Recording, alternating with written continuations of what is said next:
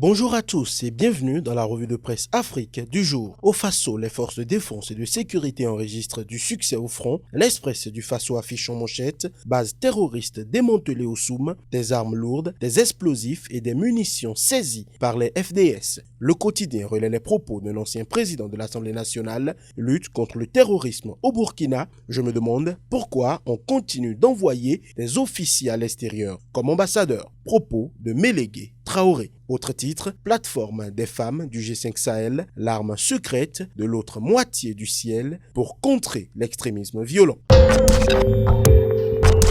En Côte d'Ivoire, la prochaine visite du président français fait couler encore encre et salive. Aujourd'hui, titre Macron en Côte d'Ivoire pour la gloire et pour la honte. Le nouveau courrier exclusif des secrets dévoilés sur la visite de Macron. Autre information avec le patriote, Beke, Bonkani, Gontougo, Indénié, Grandpont, Tonkpi, Korogo, RHDP, seule force sur le terrain. Le nouveau réveil relaie une interview vérité de Kakabe, membre du bureau politique du PDCI. Quand il n'y a pas de coup d'État, on peut bâtir des ponts. Le quotidien d'Abidjan, interdiction du meeting de l'opposition, une provocation de trop.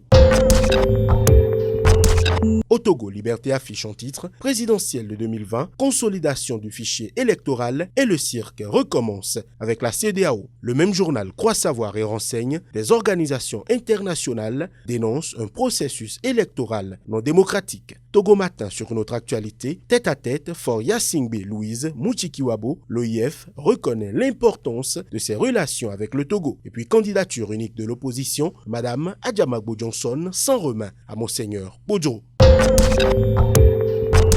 Au Sénégal, Le Témoin pense titre « Nouveau maître de la rue, ni au Lank, ni au bagne, éclipse les partis et les syndicats ». Sud Quotidien grogne des populations contre la hausse du prix de l'électricité. Les alliés confortent Macky Sall. L'As sur une autre note, manifestation devant les grilles du palais. Le 10 démarre les auditions. Enquête prévient en manchette, enlisement du dialogue politique, péril sur les locales. Le quotidien numérique d'Afrique à présent, Sénégal, Human Rights Watch s'indigne face à l'inaction du gouvernement sur le cas des enfants talibés.